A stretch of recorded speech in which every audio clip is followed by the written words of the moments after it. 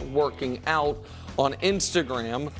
Brew, there's nothing you love more than an aging, expensive running back acquisition. I mean, it just it's a name you know. I'm old school. Both of your teams from last year, the Eagles and the Ravens, went out and said what we need is the most expensive older running back on the market, and they both got it. How much better does Saquon make Philly?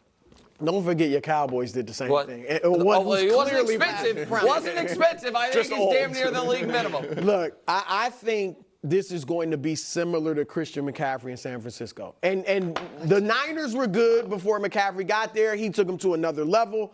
I think Saquon can do that. They've been good, and they've gotten good rushing performances, but the Niners the run game was solid. They didn't have that, like, ultra elite back, but they did have good production from their running backs, just like Philadelphia or Baltimore does that. Look, he can catch the ball out the backfield. We know he can run the football. And look, Philadelphia still is going to have a top offensive line. I know your boy Kelsey left, and he was great. Yeah. But they still have some people are saying they still have the best offensive line in the league. So you go from one of the worst offensive lines with the Giants to one of the best. He has been the focal point of the defense every play he's ever played in the NFL because he hadn't had a quarterback, hadn't had great receivers. And now they got to worry about Devontae Smith and A.J. Brown and Jalen Hurts even running the football. And then he's got so many more advantages that he didn't have with the Giants. But he's still was really good with the Giants. But he's not Christian McCaffrey. I don't know that his numbers are comparable to McCaffrey's when McCaffrey was with Carolina. Hold on, all three up. They both had 1,000-yard seasons. If I may, if I may, just real quick, and I didn't know you were going to say this, but I actually have the comp written down. Saquon Barkley in his career has one season with 800 yards from scrimmage, receiving and running. 1,800, pardon me. Oh, okay, I misspoke. Okay. One season with 1,800 or more yards from scrimmage his rookie year, and one season with more than 10 touchdowns. Christian McCaffrey has 4 seasons with 1,800-plus yards from scrimmage. Including with the Niners. Yes, including with the Niners. That's a better situation. And who was his quarterback with Carolina? But he had... it was Cam for a while. It was Cam That's briefly. a little better than Danny Jones. Well, kind of. It was kind of. No, I'm saying he didn't have. You can't argue that Christian McCaffrey had great quarterback play his whole time in Carolina. No, he did at the Baker was there for a while. He had Darnold for one of his years. Let me give you a little bit of credit. Here is what just a little credit. I mean, as far as whether or not the Eagles needed it. Here is what the Eagles got from DeAndre Swift last season, if we can show it to you real quick. So, Brew, that's probably not right. And it felt like Swift had a good year. Yeah, well, that's because I'm being totally unfair. That is not DeAndre Swift last year. That's actually Saquon Barkley last year, guys. And so I just think you might be a touch overrating him. I just think at this point in his career. What running back was McCaffrey? Now, maybe I'm not saying McCaffrey's not maybe a little better, but I think Saquon's in that class. Okay, I think he was as a rookie. He had no line, no quarterback play, was as a rookie. No receivers. Well, go ahead. Well, listen, I'm with you that if you watch the Giants game, 8 guys in the box, everyone shadowing Saquon Barkley. He was the only way they had to move the ball. That is 100% true. The question, though, is how much better will Saquon make Philly? Philly was a top 10 rushing team in the NFL last year. And DeAndre Swift, we got the numbers. He had a very good season. He's good. He was a Pro Bowler. So if we remove Saquon's rookie year and go to 2 years ago, which was the last good Saquon year. Yeah, that was his best year other than his rookie year. Best year. If we have those numbers side by side, Saquon was better than DeAndre Swift, but not in a crazy, not in a crazy way. So, is a healthy Saquon Barkley that isn't the focal point of an offense. Yes. And by the way, he should get fewer touches in Philly, which maybe will make him more efficient, but the production won't be that much higher. I'm not sure how much better Philly can be running the ball than they were last year. DeAndre Swift was very good. So I think Saquon might be able to help him the most in that. I think they should use him on the tush-push instead of Jalen. And that might keep Jalen fresher. That's what I mean. It's not because they could be more effective at it just to keep Jalen healthier, but we have breaking news. This legitimate breaking news. Oh, wow. J.J. Redick, As them the celebrating. next head coach of the Los Angeles Lakers. I know it's breaking news, guys, but we didn't have file footage of him coaching his son's 7th grade team to use. Come on, we got to use the podcast.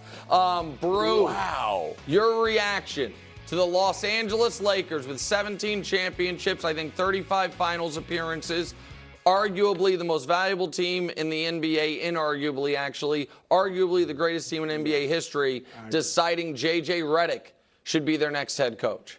Look, I mentioned it yesterday. I think they should have looked at Monty Williams. Now, and I heard, and other people talked about it and were like, well, the timing, if it was a little different. Why? You waited this long. And look, you'd like to have a coach before the draft. But it is this draft pick for the Lakers, it's not like essential that you had a head coach in place. They tried to hire Monty a few years ago. He said went to Phoenix. I know it didn't work out in Dallas or in Also, Detroit. are we to believe JJ's been scouting the draft? Like a heavy? Right. Like I mean, what it's is just it? right. I don't think that matters He's that going to much. give a little input, and that'll be that. Anthony Davis had a great relationship with Monty Williams when he was in New Orleans. Of course. And was upset when they fired him, had a great relationship with his family, said he cared more about the players as people than play. Like, really liked Monty. I think that, again, at least interviewing. Consider it. See what he would do with the team before you go out and make this hire. Look, JJ, maybe will he be harder? Will he coach LeBron? Because on the podcast, he does push back a little bit. So maybe he'll coach LeBron and do what they need. But it's just a complete, question mark as to how good he's going to be. I mean, it's a hell of a gamble for the end of LeBron's career. It would be objectively hilarious if LeBron didn't go back to L.A. After all this, launch a podcast with the guy, he goes to L.A., and then LeBron's like, I think someone else might be better off coaching me. So, I mean, it's Hollywood. It's a compelling story. Well, so it's a compelling, and so much of the Lakers' business is based on compelling yes. stories.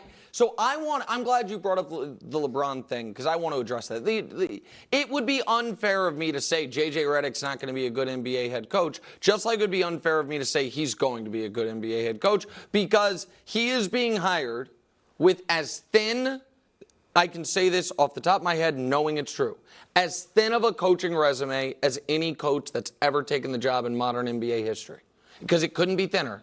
It's just to never be a part of an NBA staff, front office, and to coach at the big-time high school, let alone college, G League, NBA, none of that. You couldn't have a thinner coaching resume. So there's nothing to judge it on other than vibes and guess. So I don't know. I am skeptical. My biggest concern with JJ, honestly, is he appears to me to be very, very online and very, very aware of criticism of himself. Yes. And I think that can be a real detriment if you're the head coach of a basketball team. In L.A.? In L.A. You right. can't have rabbit ears. That's what I mean. Head coach of the Lakers, I should say, more so than anything.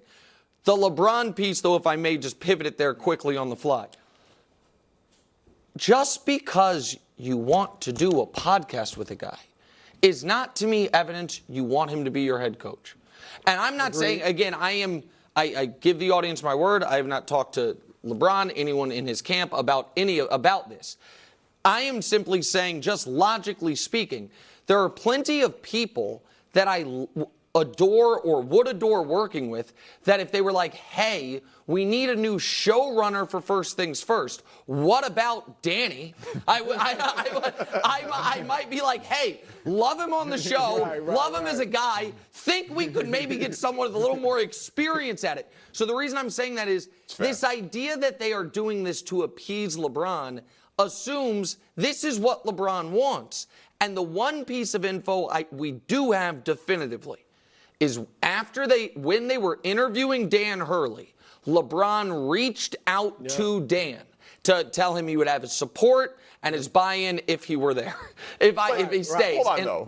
And I think he'll stay. Right. I mean, you're right. It's not a guarantee that LeBron wants the guy that he hosts a podcast with to be his head coach.